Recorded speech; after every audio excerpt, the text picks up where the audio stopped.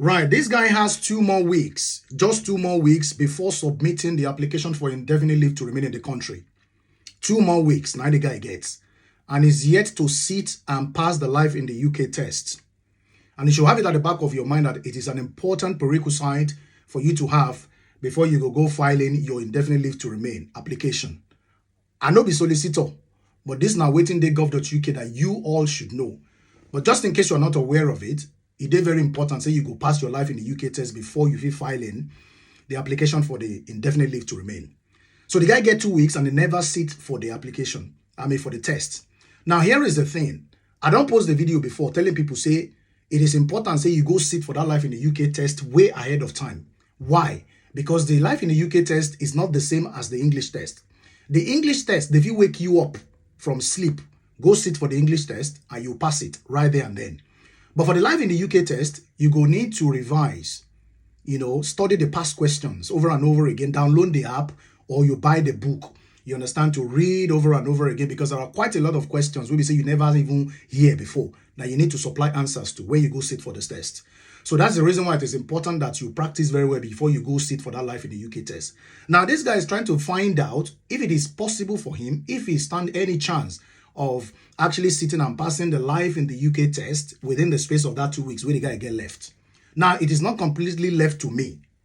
You understand? I'm just doing this video so that the wider audience can learn from it and see a reason why it is important that you go sit for the life in the UK test and keep. Even if you've got 3 years, 2 years left on your existing visa, you can sit for the life in the UK test and you go keep them. They expire. Unlike the English test where you have to do it every 2 years. Sure, you understand.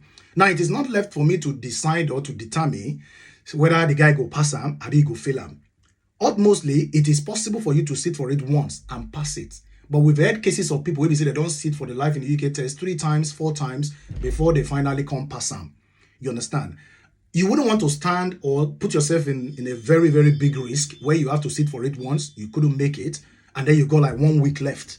And you have to go look for another center where you can actually buy a slot, book your test, and then you don't pass it again because then pressure on the mount. You understand? So for this guy now, we get 2 weeks left. The responsibility say the guy go fish it for it once and pass. But risk day. Why? Because now only 2 weeks left.